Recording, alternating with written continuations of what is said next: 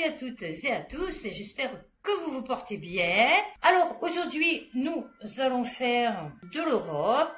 Avant de commencer, je voulais vous partager trois bonnes nouvelles. C'est que ma fille a eu son code, mon fils a eu son permis, en fait. Et là, il vient de rentrer dans une école qui fait de l'intérim. Et en même temps, il fait une formation marketing, je sais pas quoi. Enfin, c'est comme une alternance, mais en intérim. Donc, super contente, parce que franchement, il restait toute la journée à dormir jusqu'à 3 heures de l'après-midi. Ça commençait un peu à me gonfler. Voilà. Donc, je rebascule sur mon sujet. Nous avons l'Ukraine, qui est en difficulté avec les USA. Peut-être pour ça que Ursula vient de donner, d'ailleurs, 35 milliards encore à l'Ukraine. Moscou, qui est prêt à faire exploser une bombe dans l'Arctique. Bon, je sais pas pourquoi. Je sais pas c'est quoi le délire. Et puis, on va enchaîner sur les brèves. Et je finirai par un article un peu plus léger sur les M&M's. Voilà. Vous voyez comme quoi, hein, on peut se diversifier. L'indépendant. Donc, nous allons commencer par l'Ukraine. L'indépendant. Guerre en Ukraine. Les États-Unis contraints de réduire leurs aides militaires à Kiev, je suppose. Puis j'arrive jamais à comprendre. En raison de la diminution de leurs propres réserves. Ah ouais, ils ont plus. Ah ouais, on en a plus. Eh non. Et non, tu veux les gros obus, ah ouais, mais on en a plus. Et ouais, non, il y a plus personne qui veut, ben non, nous, aux États-Unis, tu sais, où les trois quarts ils sont obèses, où les trois quarts ils sont morts, déjà, ou alors le reste est sous opioïdes. Donc c'est un peu compliqué, tu vois, pour les usines. Enfin bon, on essaye de finir des immigrés, mais bon, du coup, il y en a un peu trop. Donc la population commence un peu à flipper. Et donc du coup, on se retrouve qu'on a plus de munitions à te donner. Ouais, il va falloir que tu te démerdes avec tes Européens. Et ouais, non, parce que tu habites de l'autre côté, tu vois, nous, on est sur notre île. Eh oui. L'Ukraine ressent les effets de la pénurie de stock selon Volodymyr Zelensky lors d'une réunion du groupe de contact pour la défense de l'Ukraine en Allemagne ce mois-ci. Ah ouais, non. Qu'est-ce qu'il voyage ce mec? Le président ukrainien déplorait auprès des États-Unis et d'autres pays alliés que les livraisons de systèmes de défense aériens promis avançaient trop lentement et a mis en garde contre un déficit important d'aide vitale. Ah bah oui, c'est sûr. Ouais, il faut tout leur fournir, quoi. Ah ouais, non mais. De leur côté, les États-Unis sont contraints à une réduction de leur aide militaire à l'Ukraine en raison de la diminution de leurs propres réserves, selon des sources du Pentagone. Après 2 ans d'hostilité, il devient difficile pour les Américains de dépenser les 6 milliards de dollars alloués par la Maison-Blanche car les fabricants ne peuvent pas répondre aux demandes ukrainiennes dans les délais impartis. Ah ouais, ils en lâchent tellement là-bas. Je sais pas ce que ça va devenir. Parce que déjà, au Vietnam, machin, Cambodge et tout, ça a été compliqué. Dans tous ces pays où il y a eu les guerres, là. On sait même pas ce qu'ils envoient. Fait, je veux dire, tu vois. Par exemple, jusqu'en 2022, les États-Unis produisaient environ 15 000 obus par mois. Oui, c'est pas beaucoup, hein, pour les Ukrainiens. Ah ouais, non, mais. Après l'ouverture de nouvelles chaînes de production, ce chiffre a augmenté jusqu'à 40 000. Ouais, d'accord, mais en fait, ça fait pas beaucoup. L'autre, il a dit 2 millions. Alors, je sais pas si c'est par an en 10 ans, mais enfin, bon. Ensuite, toujours, l'Ukraine. Tactique. Des drones kamikazes ukrainiens provoquent un séisme. Les habitants de Toropets, dans la région de Tver, franchement, ils oublient des voyelles, moi je pense, hein, dans les mots, parce que c'est pas possible. Ouest de la Russie ont été évacués après une frappe massive de drones ukrainiens qui a provoqué un incendie, a déclaré le gouverneur de la région de Tver, Igor Rudenia, sur la chaîne Telegram. C'est une opération conjointe du service de sécurité de l'Ukraine, SBU, du renseignement militaire de Kiev et des forces spéciales de l'armée, et qu'elle avait touché un dépôt de munitions où étaient stockés des missiles Iskander et Toshka-U, des bombes aériennes et des munitions d'artillerie, des frappes qui ont provoqué des explosions qui se sont répercutées par un tremblement de terre d'une magnitude de 2,8 en Russie. Ah, c'est bien. Ah bah maintenant ils vont provoquer des séismes. Alors ils comptaient faire exploser les centrales nucléaires. Ils mettent le feu et de la thermite aux forêts de la toundra, là, je sais pas quoi. Et là, maintenant, ils provoquent des séismes. Non, c'est bien. Et donc, du coup, par boomerang, guerre en Ukraine. Moscou se dit prêt à faire exploser une bombe dans l'Arctique à tout moment. Des essais nucléaires menés dans l'archipel russe de Nouvelle-Zamble. L'indépendant. Alors, depuis quelques jours, la Russie poursuit des exercices militaires inédits à faire exploser une bombe nucléaire dans l'Arctique à tout moment. Mais pourquoi? C'est le directeur d'un ancien site d'essais soviétique dans l'archipel de Nouvelle-Zamble, Russie, qui a déclaré que les installations d'essais étaient prêtes et pouvaient être immédiatement utilisées sur l'ordre et donné. Oui, non mais d'accord, mais pourquoi vouloir faire exploser une bombe en Arctique? Le contre-amiral Andrew Sinitsyn a insisté, ajoutant que le site d'essai était prêt à reprendre les activités de test à grande échelle. Ah bon, donc du coup, ça va, c'est pas non plus... Il avait déjà fait, tu vois, confirmant que le lieu faisait l'objet d'une étroite surveillance par les services de renseignement étrangers. Le signe probable d'une inquiétude concernant les essais nucléaires a-t-il précisé au journal d'État Russiaskaya Gazeta, Nous sommes constamment prêts à repousser tout type de menace. Ah bah ouais, ça se doute. Voilà, le terrain d'essai rééquipé depuis 2021. Eh ouais, c'est pas un truc de fou, quoi. Hein. Parce que la Terre, elle est pas assez morte, tu vois, donc bon. L'humanité y réfléchira peut-être à 2 fois. Actuellement, les essais nucléaires sont interdits en Russie. Mais peut-être que les gens devraient voir à quoi mène réellement une guerre nucléaire.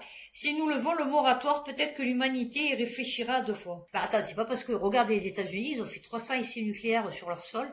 Oui, d'accord, ils les ont envoyés au Japon. Mais je veux dire, bon, alors, prenons l'exemple français. On a éclaté les îles Mururoa, machin et tout, les récifs coralliens et tout. Et c'est pas pour ça qu'on s'en est servi, tu vois. Le RS-24 Lars a été testé pour la première fois le 29 mai 2007. Il a été désigné par le code OTAN SS-29 ou SS-27 mode 2. Ah oui. Très pertinente cette information. Ensuite, économie. Oui, non, parce que du coup, les brèves, je les ferai à la fin parce que j'ai presque plus de batterie. 1,47 milliard d'euros de dette. Cet important acteur du vélo accuse terriblement le coup. Alors ça, c'est France Droid. Le groupe autrichien Pierer Mobility va mal. Le premier semestre 2024, il a même vu sa dette augmenter de... Ah, d'accord. Donc déjà, il y avait une dette. Ah ouais, non, parce que du coup, si elle augmente de 1,47 milliards, c'est énorme. Franchement, c'est énorme. Je sais pas les vélos en quoi ils sont, en or, en platine, j'en sais rien, mais c'est super énorme. Alors que de nouveaux emplois devraient être supprimés d'ici la fin de l'année pour tenter d'équilibrer les finances. Bon, je sais pas du tout si l'Autriche fait partie de l'Europe, mais bon, pour moi, c'est sur le continent européen. Donc, l'entreprise possède plusieurs marques de vélos électriques telles que Husqvarna, GasGas et Felt. Ah ben, bientôt, plus de vélos. Ah oui. Il faudra vous débrouiller avec les voitures thermiques. Ah ouais, c'est quoi, hein, les écolos? Ah ouais. Tels que Husqvarna GasGas, mais aussi la branche moto de KTM, et non l'entité vélo KTM, Bike Industry, qui est une entreprise indépendante. On y apprenait que le déficit de l'entreprise avait bondi de 2,8 millions d'euros à 411 millions d'euros. Ah oui, déjà, c'était beaucoup. D'une année sur une autre. En juin, la firme autrichienne estimait à 120 millions d'euros les pertes cumulées pour le cru 2000. J'ai pas compris, mais tu fais pas un plan? Ah, tu t'es dit, toi, c'est exponentiel. Les gens vont acheter des vélos ad vitam aeternam. Non. Tu sais, il y a plein de gens qui peuvent pas faire du vélo, tu vois. Les vieux, les handicapés, ceux qui savent pas en faire. Un chiffre d'affaires qui recule. C'est quoi, hein? Déjà, le chiffre d'affaires a chuté de 27,5% en un an. À noter que le gros du CA est généré par la vente de motos, 93%, quand les vélos ne représentent que 7%. Le chiffre d'affaires du segment vélo a reculé de 36%. Ben, c'est-à-dire, le vélo, s'il est de bonne qualité, tu vas le garder, tu vas pas le changer tous les ans, tu vois. Donc, une fois que tu as vendu, c'est un peu comme les climatiseurs, tu vois. Alors, Le Figaro, mode, industrie, alimentation, comment l'Italie est devenue championne des exportations, ce que l'on n'est pas. Ah oui, non. Le pays porté par ses PME et ses ETI, entreprises très indépendantes, est devenu le 4e exportateur mondial. Ah ouais, ça fait rêver, hein. Même si les exportations allemandes sont encore 2,5 fois plus importantes que celles de l'Italie, celle-ci déjoue les analyses en vogue sur l'état général de son économie. Ah ouais, tu vois comme quoi. Hein. Ensuite, nous allons passer sur de la Grèce. Sud-Ouest, 57 tonnes de poissons morts déversés dans une ville en Grèce. L'état d'urgence déclaré. Mais j'aime bien parce qu'il vous montre les poissons morts et au milieu une bouteille de coca qui n'a aucun rapport avec l'article. Ça n'a aucun rapport avec l'article. Pour gérer les conséquences d'une pollution marine causée par des tonnes de poissons morts. D'accord. Oui, non, mais d'accord. Ça, c'est un peu comme la pluie, comme ils ont dit. Ah oui, la pluie qui salit la Seine. Ouais, non, en fait, la pluie, elle est propre. Mais c'est ce qu'elle entraîne, tu vois, une fois qu'elle arrive sur Terre, que c'est dégueulasse. Ben là, c'est pareil, en fait. C'est les poissons, ils sont morts. Oui, d'accord, c'est une pollution aux poissons. Mais pourquoi les poissons sont morts, tu vois, à la base? C'est la deuxième catastrophe environnementale qui frappe le port de Volos, à 330 km au nord d'Athènes, après les inondations qui ont frappé la région de Thessalie l'année dernière. Ces inondations ont rappelé un lac voisin qui avait été asséché en 1962 pour lutter contre la malaria. D'accord. Le gonflant jusqu'à 3 fois sa taille normale. Non, c'est beaucoup. Stéphanou, le président de l'association locale des restaurateurs. Stéphanou. Le mec, il s'appelle Stéphanou. C'est pas fait chier, ses parents, franchement. A déjà chuté de près de 80%. Les fréquentations touristiques, hein. Depuis les inondations de l'année dernière. Et ouais, mais là, il faut voir peut-être ton système d'égout, d'évacuation d'eau. Le Figaro, les Européens veulent tordre le bras de la France sur l'accord UE-Mercosur. Et si tu savais, ils ne tordent pas que le bras. C'est un autre dossier empoisonné pour le nouveau Premier ministre. Plus cher, lui, il en peut plus. Je crois qu'il va nous canner dans les mois à venir. Déjà, Macron, il s'est pris 50 ans, physiquement. Bon, Brigitte, n'en parle pas. Je dirais, vous savez, les momies. Vous savez, dans les films de peur, qu'ils ont la perruque et tout, genre rigolo, vous savez, qui marche. Ah, c'est une momie toute sèche et elle a une méchante perruque. Non, Iti quand il met la perruque. La Commission et les 5 pays du Mercosur, Brésil, Argentine, Uruguay, Paraguay et Bolivie, n'ont jamais été aussi proches d'un accord commercial liant l'UE à cette région du monde. Il est en discussion depuis bientôt un quart de siècle. Ah, faut pas être pressé. Après l'accord politique de 2019, il avait dû être rouvert pour tenir compte des oppositions de plusieurs. Oui, d'accord. Les négociations avaient repris avant qu'Emmanuel Macron ne réclame il y a quelques mois de repartir d'une page blanche. Mais le dossier continue à aller de l'avant. Et ouais, ils en ont rien à foutre. Ils en ont rien à foutre de Macron. Macron, tu parles, ils en ont rien à foutre de toi, tu n'existes même pas pour eux. Tu vois pas que t'es pion, en fait. Et nous, on est les pions d'un pion. Ah non, mais... Reuters. Oui, non, parce que t'as qu'à faire, elle est à la source. La messagerie cryptée Ghost démantelée, 50 personnes arrêtées. Une opération internationale des forces ont permis de démanteler une plateforme de communication cryptée connue sous le nom de Ghost et réputée pour être utilisée pour le trafic de drogue à grande échelle et le blanchiment d'argent, a déclaré Europol mercredi. Alors, l'opération a permis d'éviter plusieurs menaces de mort, de démanteler un laboratoire de drogue en Australie, de saisir des armes, de la drogue, plus d'1 million d'euros en espèces. Ah mais putain, on va pas aller loin. Aujourd'hui, nous avons clairement montré que même si les réseaux criminels, ils veulent me mettre à pleurer.